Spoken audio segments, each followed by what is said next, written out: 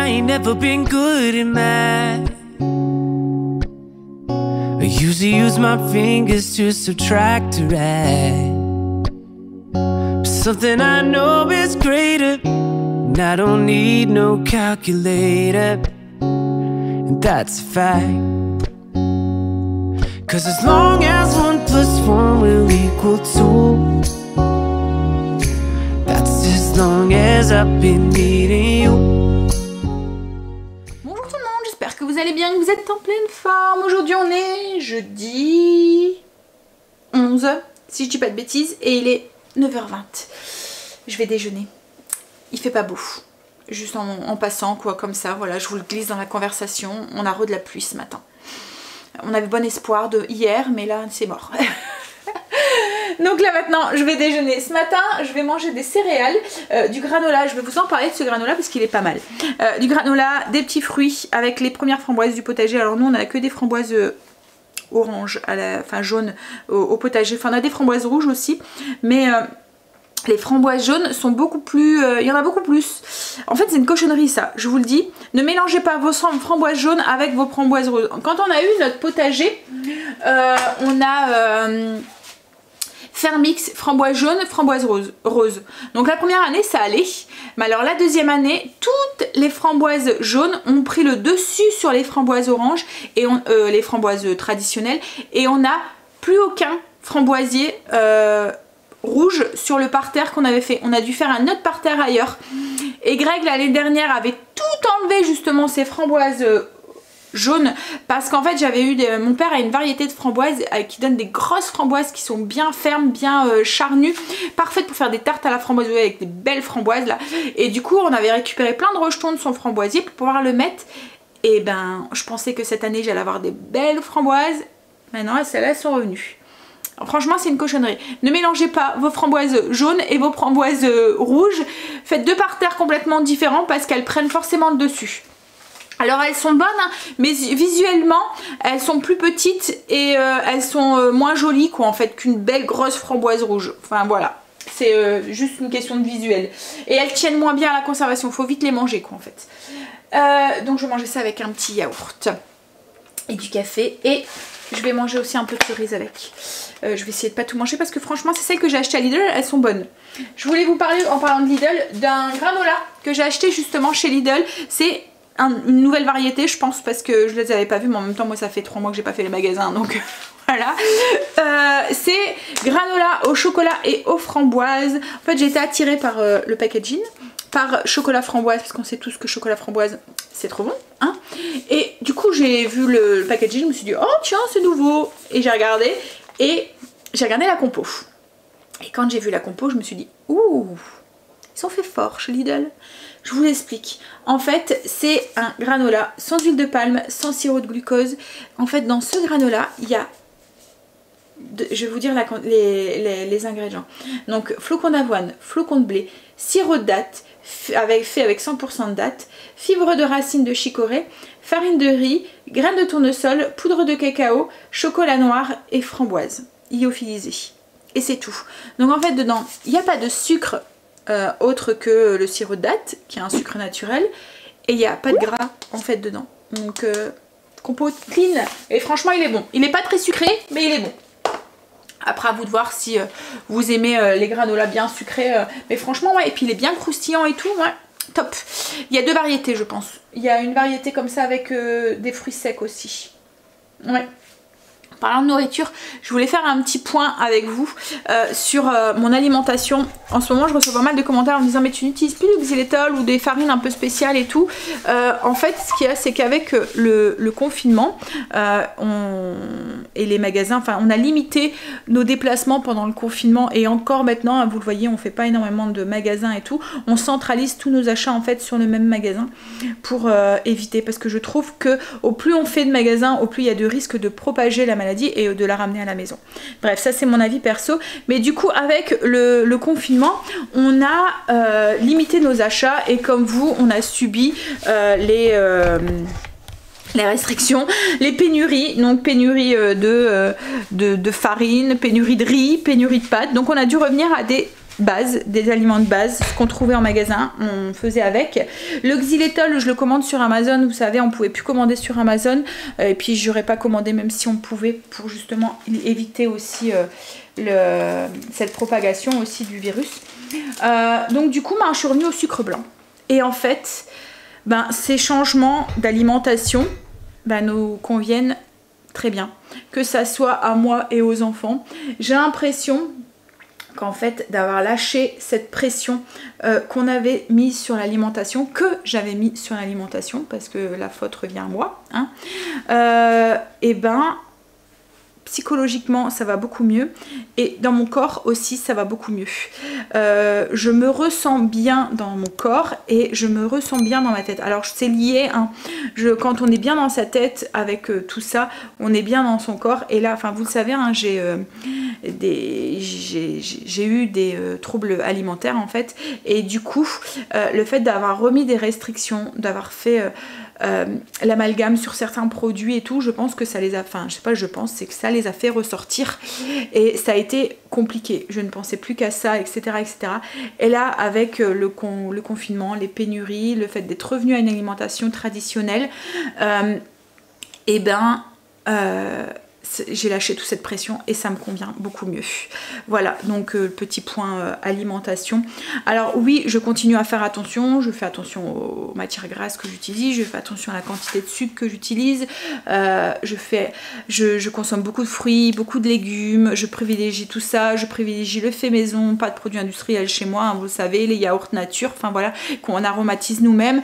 Il y a plein de trucs qui restent la base de notre alimentation, mais je me prends plus la tête dans les recettes à me dire faut pas que tu mettes ça de sucre, faut pas que tu mettes de matière grasse, trouve une alternative, faut mettre la matière grasse, essaye avec ça.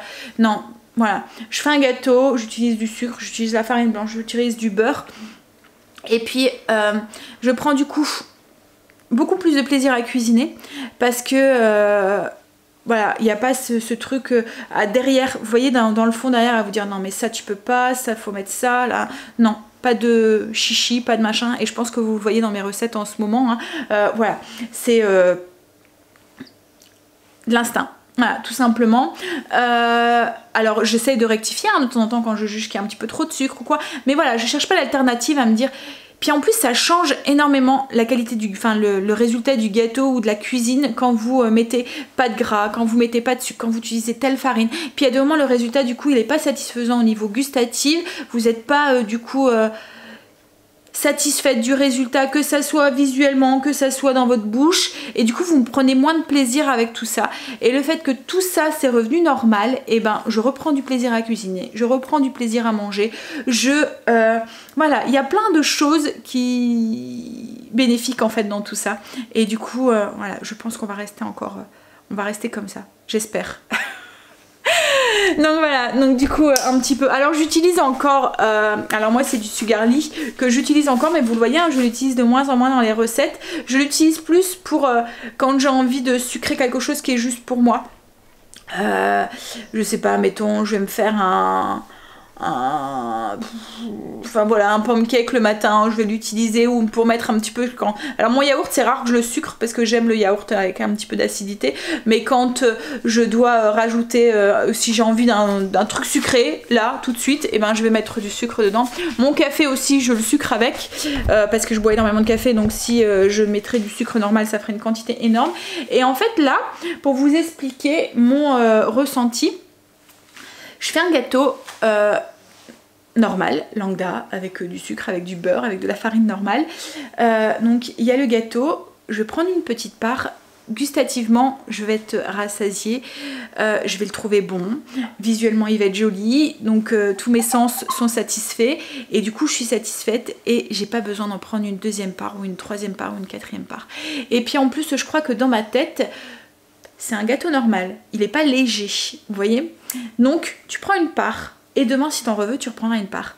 Par contre dans votre tête, quand le gâteau il est léger, et vous allez dire bon allez j'ai encore envie d'une part, c'est pas grave il est léger, allez je prends. Vous voyez, vous comprenez ce que je veux dire. Donc je prends une deuxième, une troisième, et en fait compte c'est comme si vous avez mangé une part de gâteau normal quoi en fait. Voilà. Donc voilà un petit peu le cheminement dans ma tête en ce moment et voilà mon petit cheminement au niveau de l'alimentation en ce moment et pourquoi vous voyez plus de xylitol et de machin et tout. Mais de toute façon c'est encore, enfin je sais pas chez vous hein, mais chez nous on a encore du mal à trouver. Comme là je veux à tout prix de la farine de seigle pour mon levain et ben on n'arrive pas à en trouver. Je pense que les magasins, enfin que les entreprises comme ils ont dû limiter leur production parce qu'ils avaient sûrement moins d'ouvriers ou quoi, ils ont centralisé leur production sur des produits standards qui vendent en plus grosse quantité, ce qui est normal quoi en fait. Donc comme ils vendent par exemple plus de farine blanche, bah, ils centralisent leur production là-dessus et ils laissent tomber un petit peu les autres farines qui vendent moins quoi en fait. Donc je pense que c'est ça aussi. Donc peut-être que ça va revenir à la normale là, à la force. Mais là pour l'instant, bah, les produits normaux nous conviennent très très bien, que ce soit à moi ou à Greg ou aux enfants. Voilà. Notre petit point, enfin le petit point alimentation que je voulais faire aujourd'hui. Alors, on va peut-être continuer sur l'alimentation. Ce midi, on va faire des macaronis crémeux à la viande et ce soir, on va faire un curry de calamar avec du riz. Voilà. Moi, là, je vais aller déjeuner. Au niveau du ménage, je vous ai pas dit, il me reste la salle de bain, oui, la salle de bain à faire, mais en fait aujourd'hui je vais faire ma salle de bain, c'est ma zone quoi en fait. Donc je vais faire la salle de bain à fond et j'ai mon aspirateur aussi à faire que je vais faire dès que les enfants seront réveillés, ce qui m'a pas tardé. Et voilà. Et j'ai un rendez-vous aussi médical cet après-midi, donc voilà. Ça va être une journée. On y va, on va déjeuner parce que je commence à partir. Je viens d'aller mettre mon linge dehors et en fait quand il fait lourd, il fait humide, alors il nous annonce des orages pour aujourd'hui, enfin un épisode d'orage là et en fait je le comprends parce que je pensais vraiment pas qu'il faisait aussi chaud. Voilà, et puis c'est vraiment le temps lourd, humide là, le temps qui est pas agréable. Il fait même plus froid dans la maison que dehors. Bon allez, du coup je me suis occupée de mon linge, les loulous sont réveillés, ils sont en train de déjeuner, ils vont aller se laver. Moi je vais passer l'aspirateur et puis aller faire ma salle de bain. Ensuite je pense que je préparerai comme hier la sauce de la viande. Alors c'est une recette que je vous ai déjà partagée hein, les macaronis crémeux. C'est la sauce avec de la viande hachée et du fromage frais, de la sauce tomate. Ça va très très vite à faire, mais c'est une des recettes qui fait partie peut-être du top 10 de mes loulous. Bon, peut-être du top 20 parce qu'il y a beaucoup de recettes qu'ils aiment, mais dès que ça comporte des pâtes, enfin je sais pas chez vous hein, mais chez moi dès qu'il y a des pâtes dedans ça fait partie du top. Donc oui, je préparerai la sauce comme ça, ben après j'attaquerai ma salle de bain à fond et puis ben, voilà, ça sera fait, on aura juste à passer à table. Allez, j'ai fait mes poussières aussi le jeudi. Moment des poussières. T'as fini tes devoirs, chérie? Ouais. T'avais beaucoup? Non, juste à recopier mon bon. Ben, voilà, donc du coup, Angel aussi a fait ses devoirs. Donc devoirs finis pour tout le monde. Comme je vous ai dit, j'ai fait mes poussières aussi.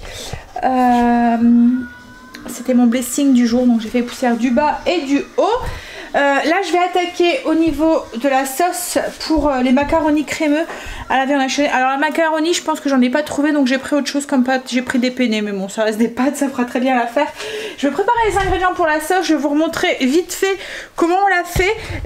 Je vous la mettrai sur le blog en fiche recette aussi, parce que c'est une recette comme je vous ai dit qui fait partie du top de mes loulous. Donc elle revient assez régulièrement à la maison. Et en plus ils aiment bien, enfin franchement, elle est vraiment bonne quoi en fait. Allez, donc je vais préparer les ingrédients, je vous montre vite fait comment on fait, puis ensuite j'ai plus qu'à attaquer ma salle de bain. Je voudrais, en fait là dans la salle de bain, je voudrais faire ma douche à fond, les murs de la douche, je brosse parce que moi c'est une douche italienne que j'ai, donc je brosse en fait, comment vous expliquer? Ma douche elle est faite à chaque fois qu'on prend une douche, on donne un petit coup, on racle, on laisse pas d'eau stagner. Surtout dans une douche italienne, évitez parce que autrement c'est comme ça que vous abîmez votre carrelage et puis ça fait un dépôt de tartre en fait dessus. Donc je laisse jamais d'eau stagner, je nettoie à chaque fois, je racle l'eau, voilà. Donc ma douche est faite tous les jours quoi en fait, puisqu'on prend une douche tous les jours. Mais là je vais bien brosser au niveau du carrelage et tout avec du produit et je mets de l'acide citrique aussi pour enlever touches de tartre qu'il pourrait avoir. Et je vais faire, comme je vous ai dit, les murs de la douche. Alors nous, c'est des murs en carrelage, mais c'est un carrelage noir. Enfin gris foncé quoi en fait, et je regrette un tout petit peu, en fait j'y ai pas pensé quand on l'a mis, quand on l'a acheté. Greg l'aimait bien, il voulait un carrelage un peu foncé, mais ce qu'il y a c'est que l'eau, le calcaire, et ben ça se voit en fait sur du noir, alors qu'il aurait été plus clair dans les tons beige, je pense que ça serait moins vu. Donc du coup il faut que je le détartre régulièrement. Donc c'est ce que je fais quand je fais ma zone au niveau de la salle de bain. Je fais la douche à fond en fait, même si elle est faite régulièrement dans mes routines, mais voilà, ça a besoin d'être fait plus en profondeur quand même. Allez, je prépare les ingrédients et je vous montre du coup vite fait comment on fait, mais vous allez voir que c'est une sauce qui va très très vite. Tout ce qu'on a besoin, c'est, je vais peut-être vous dire, comme ça c'est fait. Hop, je prends, pour rien oublier, ma petite fiche, si j'arrive, voilà, à allumer mon téléphone. Donc je vous mets ici. Alors on a besoin de macaroni, enfin de pâtes, 500 grammes. Moi je fais une grosse quantité, s'il en reste. Mais bon, c'est très rare qu'il en reste. Hein. Alors quand on regarde sur les emballages du paquet, je sais plus c'est combien. C'est 50 ou 60 grammes par personne. Mais moi perso, je leur mets ça, ils me regardent bizarre quoi en fait. Hein, surtout quand c'est des pâtes. Hein. Donc un paquet de pâtes, un oignon haché finement, une gousse d'ail, du Saint-Moré, du fromage frais. Donc style Saint-Moré, moi c'est jamais la marque Saint-Moré que je prends, souvent c'est la marque Auchan, enfin la marque du distributeur. 150 g de fromage frais, une brique de 500 ml de coulis de tomate, du bœuf haché, donc là c'est 350 g que j'ai. D'habitude c'est une barquette de 450 je pense que je prends. Une cuillère à café d'origan et 2 cuillères à café de basilic ciselé et une cuillère à soupe d'huile d'olive pour faire revenir tout ça. Et l'oignon me pique les yeux. Ah. Allez, je vais chercher les autres, je prépare tous les ingrédients puis on y va. Voilà, on y va, donc vous allez voir c'est une recette très très rapide, pratique quand il n'y a pas beaucoup de temps. Hein. Les ingrédients, c'est des ingrédients simples, il n'y a pas une liste énorme d'ingrédients et vous allez voir que la recette c'est tout aussi simple. Vous prenez une sauteuse, une cuillère à soupe d'huile d'olive, vous faites revenir l'ail et l'oignon, voilà, jusqu'à ce qu'il soit un petit peu doré. Ensuite on ajoute la viande hachée, on la fait cuire jusqu'à ce qu'elle ait perdu toute sa petite couleur rosée. Une fois que c'est cuit, on ajoute notre brique donc de 500 ml de coulis de tomate, notre fromage frais 150 g. On mélange, on fait fondre le fromage dedans, sel, poivre, origan et basilic. On laisse cuire tout ça 5 minutes. Et puis basta. On mélange avec les pâtes. On fait cuire selon les instructions du paquet. Puis voilà, une petite sauce qui change. Mais franchement, le fromage frais, quand vous le rajoutez dans les sauces, ça apporte vraiment quelque chose. C'est crémeux sans avoir... c'est crémeux et en même temps fromagé, enfin je sais pas comment dire, c'est pas encore comme de la crème fraîche qu'on ajouterait quoi en fait. Voilà. Bon, je finis ça du coup et puis je vais aller attaquer ma salle de bain. Je pense même que je vais faire une pierre de coups, je vais aller mettre mon produit, comme ça ça va agir le temps que ça cuit un tout petit peu. Après on aurait pu très bien faire aussi cette recette au MCC, comme ça il aurait mélangé lui-même et puis j'aurais pas dû surveiller. Mais bon, j'y ai pas pensé. Alors, je suis en train de faire la salle de bain. Si vous vous demandez pour les murs, pour aller plus vite, en fait moi j'utilise, vous voyez le truc, c'est en fait logiquement pour faire les vitres, je mets du produit, donc moi c'est du vinaigre que je mets sur mes murs et je viens l'étaler. Voilà, avec ça du coup ça va plus vite qu'avec une éponge. Et ensuite je laisse agir. Voilà. Et après il me reste plus qu'à rincer. J'ai dû courir dehors, il pleuvait, j'ai dû rentrer mon linge en 4e vitesse. Donc là j'ai fini ma petite sauce, j'attends que je fais rebouillir, j'attends que le fromage fonde correctement, je suis en train de faire chauffer de l'eau aussi pour mes pâtes. Et du coup je reviens à ma salle de bain. Donc pour le sol en fait moi je brosse, voilà le produit, je mets du produit, je brosse, j'oublie pas de faire l'évacuation d'eau. Vous êtes beaucoup à me demander si la douche italienne on met pas de l'eau partout. Alors non, en fait si, je m'explique. Si votre évacuation est bien faite, l'eau qui va tomber de la douche, elle va partir directement dans l'égout. Par contre, les éclaboussures et tout, ça tombe. Comme là, nous, on n'a pas encore de pare-douche, mais on va pas tarder à en mettre un parce que voilà, souvent, par exemple, quand vous lavez vos cheveux, vous voyez, sous la douche, on imagine, et ben, vous avez l'eau qui coule au niveau du coude en fait. Et si votre coude est, ben, ça fait une cascade quoi, et du coup l'eau tombe en dehors de la douche. Mais c'est pas au niveau de l'évacuation. L'eau, une fois que votre pente elle est bien faite et tout s'évacue correctement, c'est plutôt les éclaboussures en fait qui font, ou si voilà, quand vous êtes sous la douche que vous rincez les cheveux ou quoi. Donc c'est pour ça que finalement au début on voulait pas en mettre un des pare-douches, mais finalement on va en mettre un. Ça va être sûrement dans les prochains mois, enfin souvent. Alors là, Greg en plus en ce moment il travaille énormément, donc quand il rentre du travail, il est un peu crevé et il n'y a pas forcément envie de mettre une paroi de douche ou quoi. Le moment où on avance le plus, c'est quand il est en vacances quoi en fait. Donc là je pense que ça va être fait pendant les vacances ou pendant voilà, les mois qui arriveront, mais on va mettre un pare-douche, mais pas pour l'évacuation. Comme je vous dis, l'évacuation de l'eau se fait ni correctement, c'est surtout pour les éclaboussures en fait. Parce que du coup, bah, on est obligé quand même de mettre des serviettes ou des tapis de bain, mais le tapis de bain est plus ou moins mouillé quoi en fait, pour pouvoir éponger un petit peu ces éclaboussures. Et puis cette histoire de coude là, parce que là du coup si vous le faites, et ben l'eau ça coule quoi en fait, parce que toute l'eau qui coule, ben elle est sur votre sol. Bon allez, je vais aller rincer ça et puis je vais faire mon petit coin lavabo et tout, et je pense que ça sera tout pour aujourd'hui. Demain je ferai les sols puisque c'est la zone en fait, enfin c'est le blessing, donc je ferai les sols à fond. Et ce que je voudrais faire aussi c'est mon étagère, parce que depuis le temps que je vous le dis je l'ai pas encore fait. Chaque fois je reporte, mais là il va vraiment falloir que je le fasse. Puis là comme demain je vlog pas ni samedi et que là le blog est sorti et tout, logiquement je vais moins avoir de travail. Je vais peut-être pouvoir profiter un petit peu de mon week-end, parce que là pour tout vous avouer, les week-ends ils étaient souvent, enfin c'était pas des week-ends quoi en fait, je travaillais énormément, donc du coup là je pense que ça va me faire du bien de prendre un week-end un peu off. Bon, je vais baisser le feu là et je vais aller rincer. Ma salle de bain est faite, j'aurai plus que les sols à faire demain et puis de l'étagère comme je vous ai dit. Et là ce que je vais faire c'est que j'ai lancé mes pâtes, donc le temps qu'elles cuisent, j'ai demandé à Alexa de me mettre un minuteur. Le temps qu'elles cuisent, ben je vais aller travailler un petit peu sur la chaîne. Bon, pas longtemps hein, 10 minutes. Mais voilà, 10 minutes, c'est 10 minutes. Ben, on va manger, on va se dépêcher parce que j'ai rendez-vous à 2h30, donc une fois que Greg est rentré, qu'il a mangé, on va partir. Il y aura même pas le temps de se reposer le pauvre. Alors en plus il vient avec moi mais il peut pas rentrer. Je pense que on peut pas encore rentrer quand on a des examens ou quoi et on est tout seul avec le masque.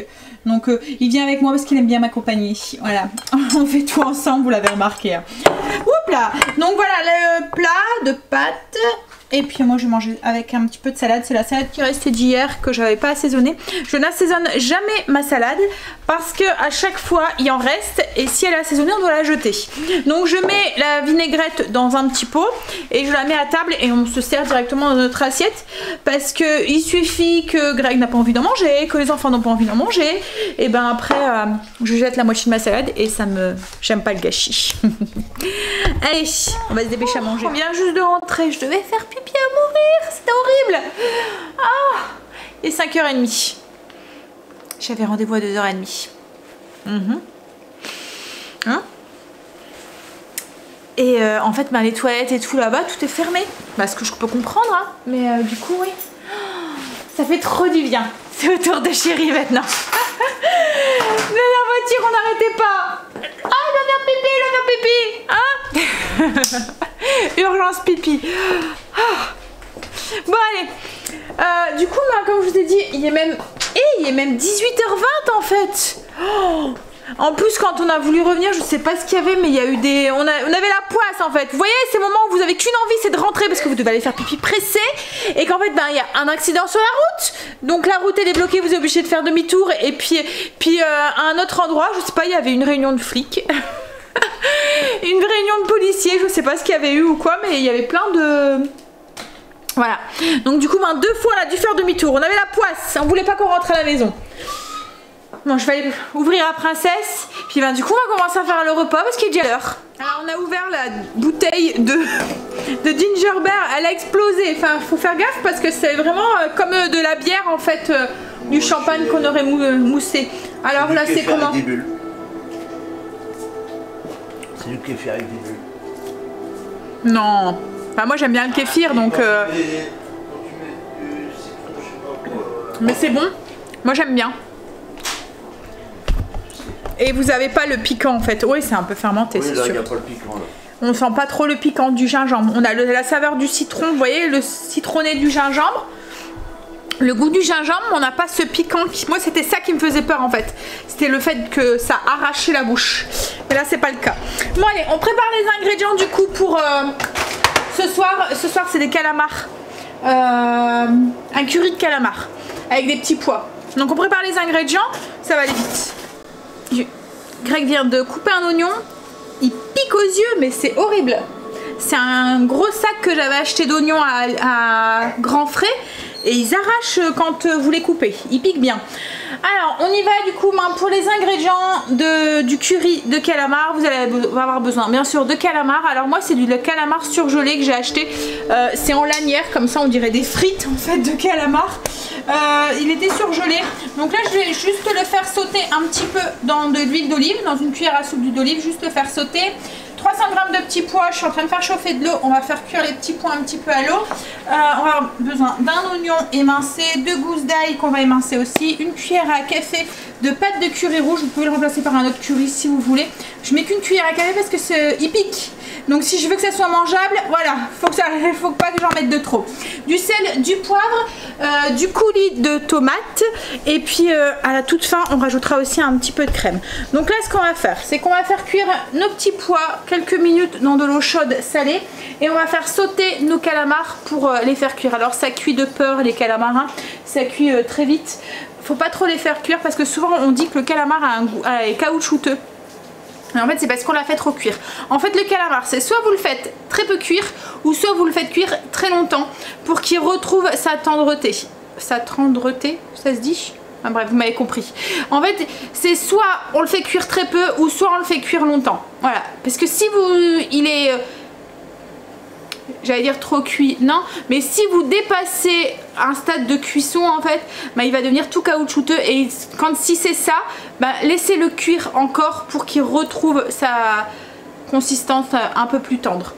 Donc voilà, je fais sauter mes calamars et je fais cuire mes petits pois. Alors j'ai voulu goûter les chips que Greg m'avait acheté à Auchan. C'est des chips apéritifs 100% naturels, donc c'est sans huile, c'est des chips de patates douces déshydratées. C'était à quoi? Aux herbes de Provence. Et ben franchement c'est pas top. On vous a l'impression de manger des herbes de Provence comme ça. C'est vraiment pas bon. Enfin pas bon. J'aime pas jeter donc je me force à le manger entre guillemets. Mais je n'éprouve aucun plaisir à manger spaghetti chips. Laisse-le aux enfants, ils vont aimer. Puis là vous voyez, il y avait beaucoup d'herbes de Provence et c'est vraiment ça en fait. On a vraiment l'impression de prendre une cuillère d'herbes de Provence et de le manger quoi en fait. C'est pas bon. Je vous les conseille pas. Un petit changement dans la recette, je vais mettre plutôt de la crème liquide parce que je trouve qu'il n'y a pas beaucoup de sauce donc pour aller avec le riz. Voilà, donc je vais mettre une brique de crème, donc il y a 200 ml de crème. Hop, c'est de la crème légère. Voilà, on fait réchauffer tout ça puis on passe à table.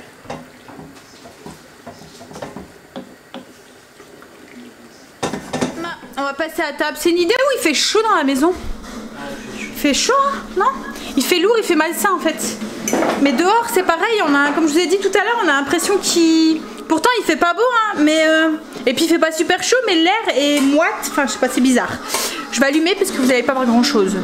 Il fait un peu sombre. Hop. Donc voilà le curry avec... donc on s'est tous servi déjà, hein, donc je vais vous montrer dans mon assiette ce que ça donne. Du coup, on dirait des frites avec la façon. Même Stécie elle m'a dit c'est quoi? Hein? On dirait des frites de patates douces.